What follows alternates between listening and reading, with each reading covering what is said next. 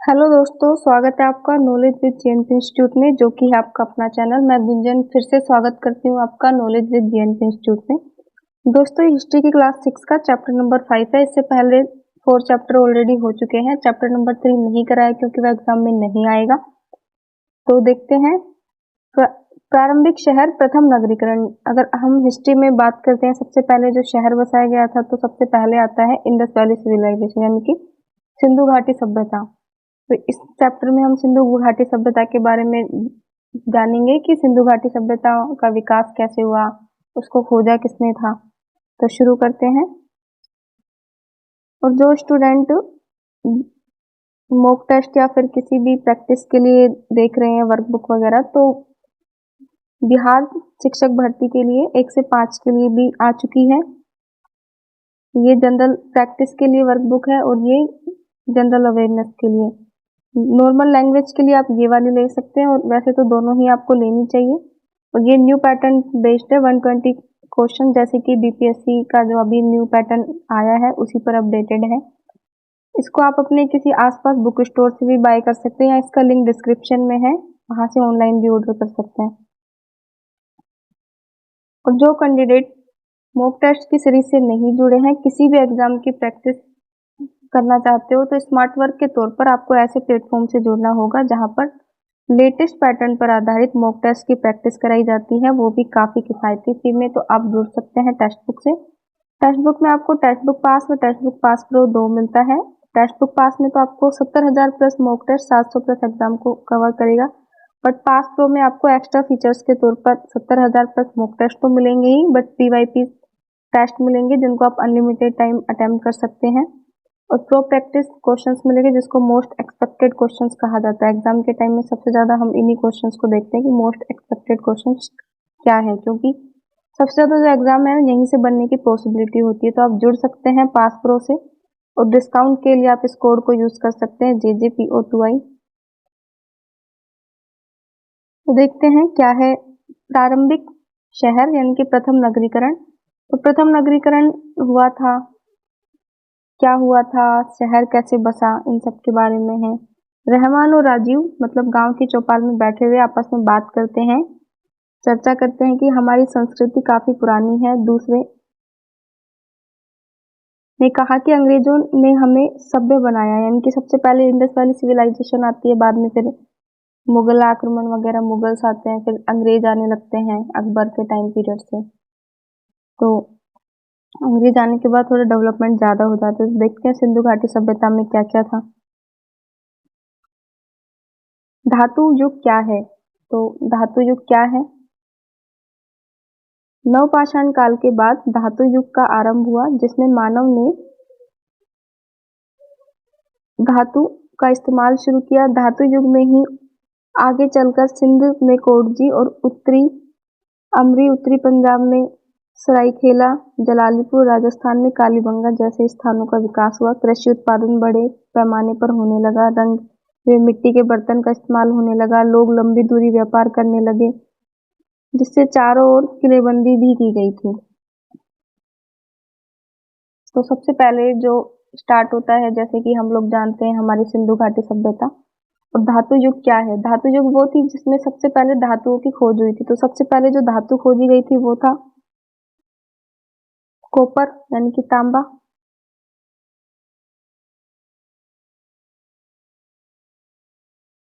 तांबा सबसे पहले जो खोजा गया था वो था तांबा खोजा गया था। और जो धातु युग था, नवपाषाण युग, वो 2500 से 1700 ईस्वी का टाइम था, जिसमें सिंधु घाटी सभ्यता खोजी गई थी। धातु युग का आरंभ नवपाषाण काल के अंतिम चरण में हुआ था। पहला धातु तांबा था, जिसे नदी की तलहटी से प्राप्त किया गया था। तो अगर पूछा जाता है कि पहला धातु कौन सा था और उसे कहाँ से प्राप्त किया गया, तो पहला धातु था तांबा। तांबा, और उसे प्राप्त किया गया था नदी की तल हटी से। ये आपसे स्टेटमेंट में अगर पूछा जा सकता है ये क्वेश्चंस कि पहला धातु तांबा उसे कैसे प्राप्त किया गया था, नदी की तलहटी से। इस समय भारत में पश्चिमोत्तर क्षेत्र में कई ग्रामीण संस्कृतियां उदित हुई। इन संस्कृतियों में लोग बड़े पैमाने पर कृषि उत्पादन करने लगे।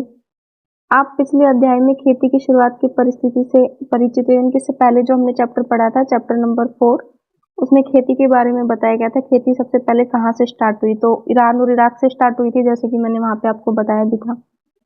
इस समय की बस्तियां आमतौर पर छोटी होती थी, बड़े आकार की बस्तियां नहीं थी। मानव संस्कृति साम्यावस्था में कैसे प्रवेश करती है, यानी कि हमारी जो संस्कृति है वो साम्यावस्था में कैसे आती है, क्या क्या मापदंड रहते हैं, हमारा जो शहरीकरण कैसे हुआ, सभ्यता कैसे बसी, खान पान वेशभूषा ये सब जीवन शैली कैसी थी, पीढ़ी दर पीढ़ी चेंज कैसे हुआ, इन सब के बारे में हम जानेंगे। हड़प्पा सभ्यता की खोज, तो सबसे पहले हड़प्पा सभ्यता की खोज के बारे में बात करते हैं तो हम सभी को पता है जो हड़प्पा सभ्यता की खोज थी वो करने वाले थे दयाराम साहनी। सबसे पहले हड़प्पा सभ्यता की खोज करते हैं दयाराम साहनी। और जो हड़प्पा है वो कहाँ पे है, पाकिस्तान, पाकिस्तान में है, रावी नदी के तट पर।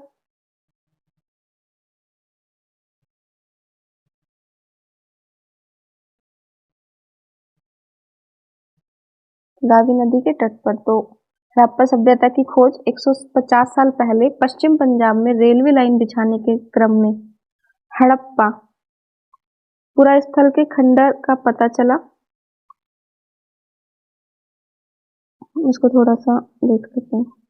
हाँ, तो क्या होता है कि वहाँ खंडर का पता चलता है। इस खंडर के महत्व को नहीं समझ पाने के कारण रेलवे ठेकेदारों ने हड़प्पा खंडर के ईंटों का इस्तेमाल रेलवे निर्माण में किया। इस अज्ञानता के कारण हड़प्पा की कई इमारतें नष्ट हो गई, यानी कि ईंटों के निर्माण के लिए करते हैं तो नष्ट हो जाती है।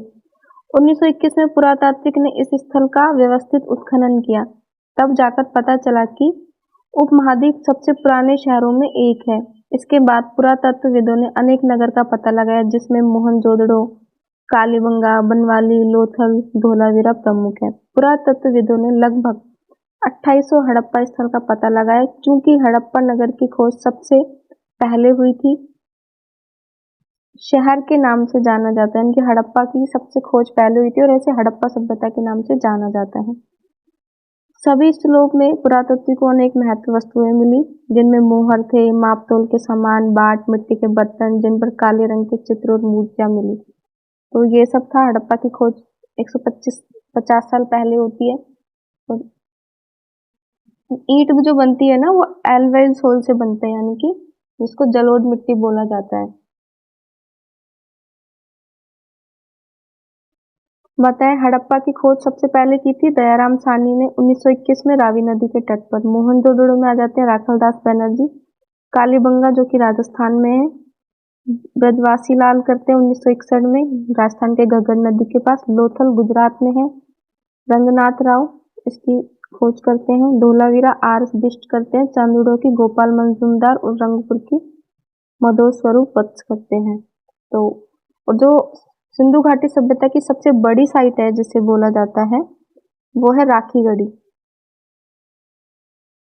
राखी गढ़ी जो कि हरियाणा में पड़ती है, अभी खोजी गई थी, सिंधु घाटी की सबसे बड़ी साइट के नाम से जानी जाती है।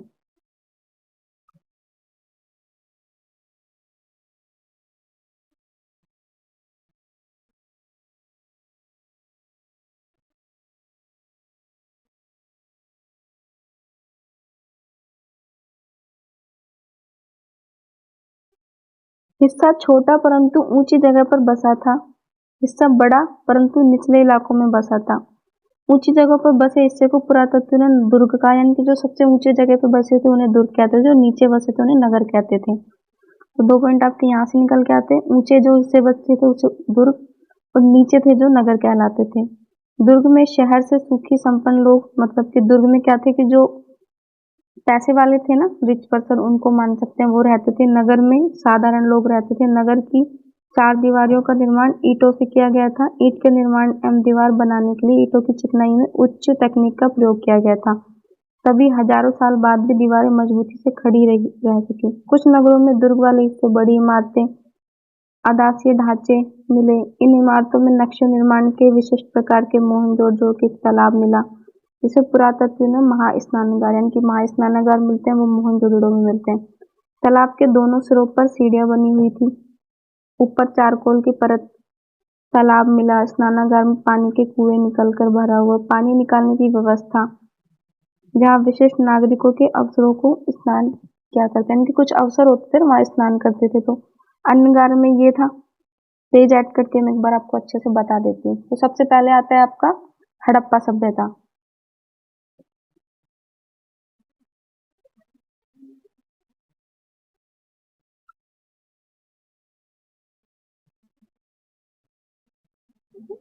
हड़प्पा सभ्यता। हड़प्पा सभ्यता की खोज करते हैं दयाराम साहनी।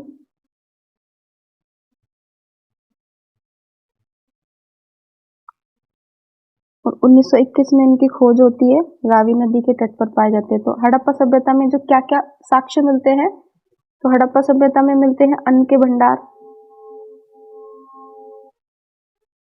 R37,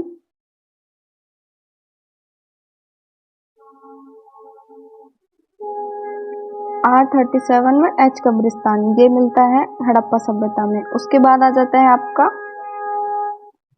रहता है मोहनजोदड़ो। मोहनजोदड़ो मिलकर आपकी खोज की थी आप राखलदास बनर्जी करते हैं, 1922 में करते हैं। और ये सिंधु नदी पर बसा हुआ रहता है। उसमें क्या क्या पाया जाता है, एक तो विशाल स्नानागार होते हैं, ब्रोंज की यानी कि कांसे की मूर्ति होती है, और दाढ़ी वाले पुजारी होते हैं।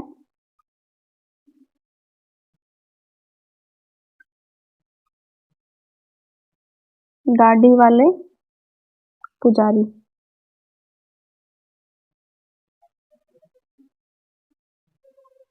ये सब होती है। और पशुओं की मुद्राएं भी होती हैं, बंदर के चित्र, ये सब आपको मिलते हैं मोहनजोदड़ो में।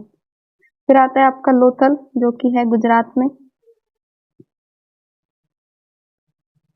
लोथल, रंगनाथ राव खोज करते हैं इसकी, और ये बसा रहता है गुजरात में, भोगवा रिवर के पास रहता है। और लोथल में मिलता है आपका गोदीवाड़ा, जो कि दोक्यार्ड भी बोलते हैं, गोदीवाड़ा। अग्निवेदिका यानी कि जो अग्नि के कुंड होते हैं ना, वो हाथी के दांत, चावल के बाजरे, और चावल सबसे पहले मिलता है उसमें चांदूड़ों में मिलते हैं। तो उससे पहले वो मिलता है कोल्डीवा में, यूपी के कोल्डीवा नाम का जो गांव है, वहां पर सबसे पहले चावल के साक्ष्य पाए जाते हैं। इससे पहले हम पढ़ चुके हैं इसको। इसके बाद आ जाता है आपका चंदूड़ो, चन्हुदड़ो। चन्हुदड़ो में आता है, उसकी खोज की थी एन जी मंजूमदार ने, यानी कि NG मंजूमदार। मंजूमदार खोज करते हैं। ये भी पाता है आपको सिंधु नदी के पास ही मिलता है, ये भी आपको सिंधु रिवर। और मन के बनाने के जो कारखाने हैं ना, वो यहाँ पे मिलते हैं, मन के बनाने के कारखाने, ये सब मिलते हैं आपको। फिर आता है आपका कालीबंगा, जो कि आपके राजस्थान में पाया जाता है, कालीबंगा राजस्थान। खोज करते हैं अमरालाल घोष करते हैं घग्गर रिवर के पास, जुते हुए खेत के साक्ष्य मिलते हैं कालीबंगा से। फिर आती है राखीगढ़ी, जो कि हरियाणा में है, राखीगढ़ी। जो सबसे बड़ी साइट है ना सिंधु घाटी सभ्यता की, वो राखीगढ़ी होती है, तो इतना याद रखना। फिर आता है आपका मोहनजोदड़ो, कालीबंगा, लोथल, एक विशेषताओं वाली संरचनाएं मिली।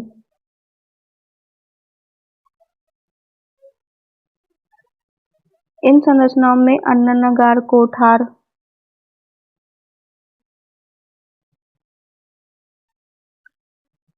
के रूप में पहचाने कि विशाल अन्नगार आपको मिलते हैं मोहनजोदड़ो में। कालीबंगा, लोथल नगरों में अग्निकुंड यानी कि अग्नि की जो वेदिका मिलती है आपको लोथल और कालीबंगा में मिलती है। इसका इस्तेमाल यज्ञ के लिए किया जाता था। नगरीकरण का अर्थ क्या था, नगरीकरण एक प्रक्रिया थी जिसके माध्यम से जीवन पद्धति का विकास होता है। नगरीय पद्धति में नगर के निवास करने वाले लोगों के वस्त्र, आभूषण, खान पान, बातचीत आदि इसमें सम्मिलित है। समुदाय के पास सुख सुविधा, यातायात, संदेश वाहक विकसित शिक्षा, ज्ञान, विज्ञान, चिकित्सा के से संबंधित क्षेत्र का, बहुमंजिला इमारतें, कॉलोनी, जल, बिजली आपूर्ति, ये सब शिक्षा के बारे में। इमारत, सड़कें और नाले, यानी कि इमारत, सड़कें और नाले कहाँ मिली थी? तो हड़प्पा नगरों में घर प्राय 1 या 2 मंजिले, कुछ 3 मंजिलों के होते हैं। इनके जो 3 मंजिल के आपको मिले थे ना घर, वो सुतकोटदा में मिला थे, जहाँ पे 3 मंजिल जो घर थे वो वहां मिलते हैं आपको। खिड़कियां मुख्य सड़कें गली में खुलते थे, अधिकतर घरों में स्नानागार होता था।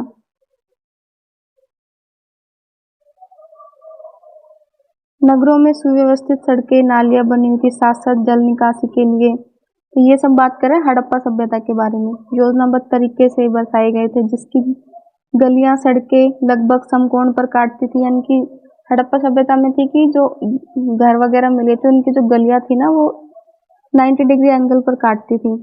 निकास व्यवस्था अच्छी थी, घर से निकलने वाले जल मल गली में बनी हुई मध्य आकार की निवास नाली तक पहुंचते थे। सड़कों के साथ बने हुए नालों में गिरती थी। जो नाले थे वो ईंटों से ढके रहते थे। जगह जगह आयताकार गड्ढे बने होते थे, इसमें गंदगी इकट्ठी होती थी। इनकी जो नालियां हैं वो एक दूसरे को 90 डिग्री एंगल पर काटती थी, और जो गड्ढे, सड़कों पर गड्ढे होते थे वो कचरा डालने के लिए वो ढके रहते थे।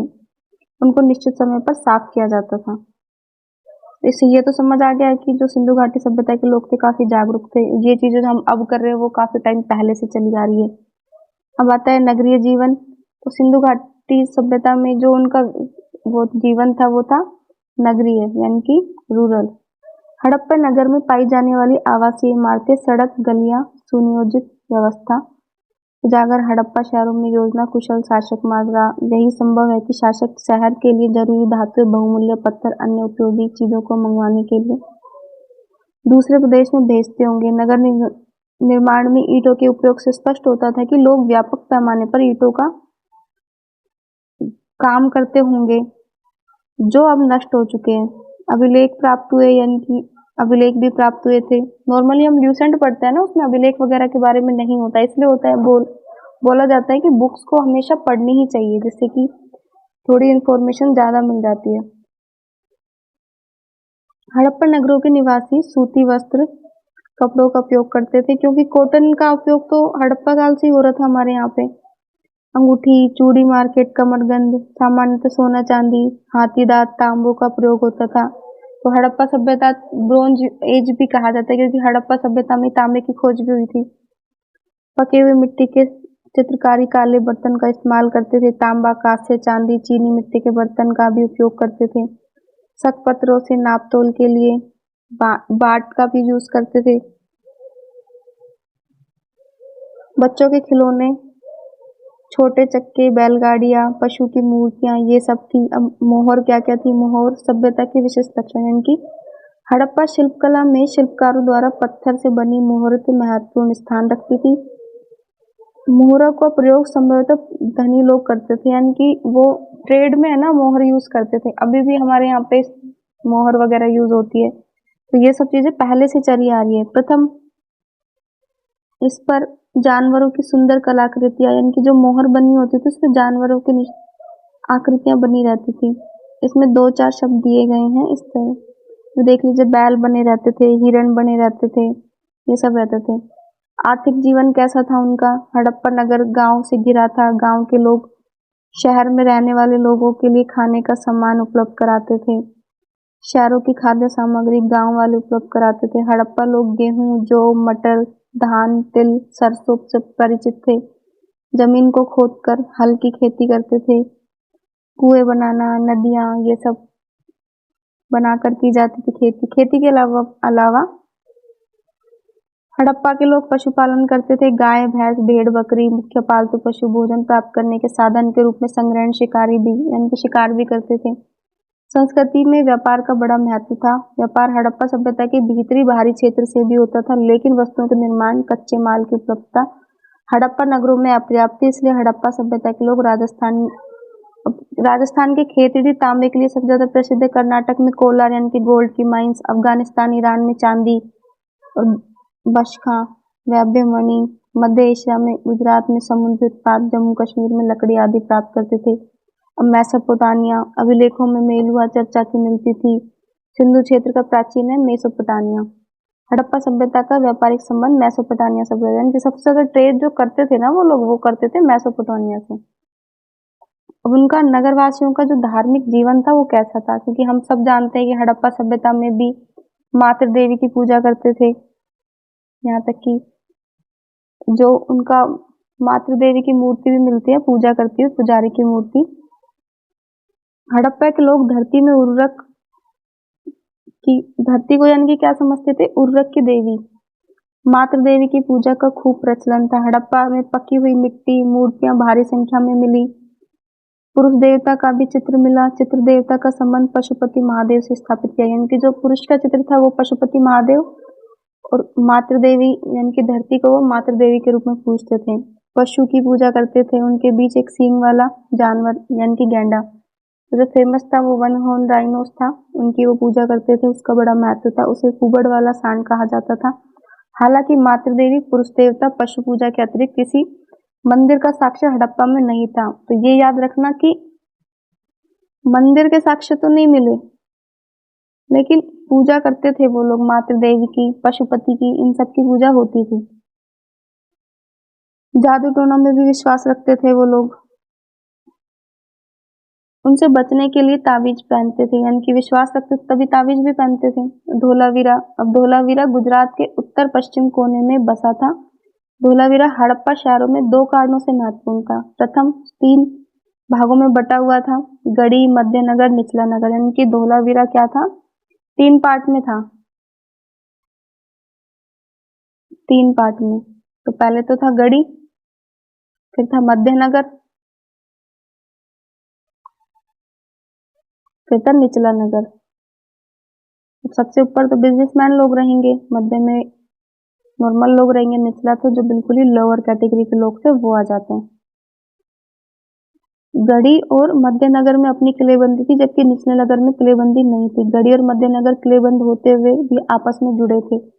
गढ़ी और मध्यनगर में खूब चौड़ा खुला मैदान बना हुआ था। ऐसा लगता था कि खुला मैदान राजकीय, सामाजिक, धार्मिक समस्या, उत्सव, समारोह के लिए इस्तेमाल करते थे। दूसरे, यहाँ एक से शिलालेख भी प्राप्त हुए जिस पर बड़े अक्षर के अंकित किए गए। प्रत्येक अक्षर को दूध जैसे सफेद पत्थर के टुकड़े को मिलाकर स्फटिक चूर्ण की मदद से बनाया गया, यानी कि उसमें बड़े अक्षर के शिलालेख भी मिले जिसको चूर्ण से लेप करके बनाया गया था, ऐसा लगता था। अवशेष मिले, जलीय मार्ग में व्यापार मिला। तो धोलावीरा हड़प्पा सभ्यता के अंत का रहस्य क्या था, यानी कि वो खत्म कैसे होती है। तो जैसे कि हम सब जानते हैं, पानी ज्यादा आने की वजह से, कोई बोलता है कि उनको मार दिया गया था, आर्यंस आए थे उन्होंने मार दिया। तो आर्यंस के बारे में हम वैदिक एज में पढ़ेंगे। 1700 ईस्वी पूर्व सभ्यता का ह्रास होना था। हड़प्पा सभ्यता का अंत कैसे हुआ मालूम नहीं। हड़प्पा के विनाश के विद्वानों ने बहुत से कारण बताए, जैसे बाढ़ ने शहर को डुबा दिया, भूमि में नमक की मात्रा बरसता बाढ़ बढ़ गई, बाहरी लोगों की हड़प्पा वासी पर हमला उन्हें समाप्त कर दिया। इसी तरह यह कहा गया है कि भौतिक रासायनिक परिवर्तन, पारिस्थितिकी तंत्र में बदलाव हुआ जिससे सैन्य सभ्यता स्थलों पर दूर जाने के लिए विवश हो गए। हड़प्पा संस्कृति के बारे में कहा जाता है कि बड़े बड़े तत्वों का ह्रास, लेकिन हड़प्पा संस्कृति में बहुत तत्वों की विविधता विकसित होने वाली ताम्रपाषाण संस्कृति बनी रही। संस्कृति मध्य प्रदेश में मलवा संस्कृति, महाराष्ट्र में इमामगांव जैसे नाम से जानी जाती। आज भी हम मातृ देवी की पूजा धार्मिक क्रियाकलाप में करते हैं। तो ये था आपका हड़प्पा सभ्यता के बारे में। पूरा नहीं है, इसे आगे वाले चैप्टर्स में पढ़ेंगे, क्योंकि वीडियो ज़्यादा लेंथी हो जाता है, इसलिए मैंने ज़्यादा ऐड नहीं किया है, और फिर आप लोग ज़्यादा लंबा वीडियो देख भी नहीं पाते। ये क्वेश्चन है, कौन हड़प्पा कालीन स्थल नहीं था। मोहनजोदड़ो पाकिस्तान में था, कालीबंगा राजस्थान का है जहाँ पे चूड़ियों के साक्ष्य मिले। लोथल गुजरात में है। लोथल में है ना विशाल डॉकयार्ड भी पाए गए थे। हस्तिनापुर हड़प्पा सभ्यता में नहीं था। किस शहर में बंदरगाह के अवशेष मिले, तो बंदरगाह मिलते हैं लोथल में। रोपड़, कालीबंगा, कालीबंगा में चूड़ियाँ मिलती है। धोलावीरा गुजरात का है। तो जो बंदरगाह मिलते हैं वो लोथल में मिलते हैं। कौन हड़प्पा सभ्यता की विशेषता नहीं है। शहरी जीवन थे, ग्रामीण जीवन, विदेशों के साथ व्यापार भी करते थे, सुनियोजित थे, यानी कि ग्रामीण जीवन नहीं था उसमें। हड़प्पा की खोज कब हुई थी, 1921 में दयाराम साहनी करते हैं। महान स्नानागार किस नगर से प्राप्त हुआ? सबसे बड़े स्नानागार थे वो जो मोहनजोदड़ो से प्राप्त होते हैं। इसका राइट आंसर हो गया मोहनजोदड़ो। और हड़प्पा से मिलते हैं अन्न के भंडार।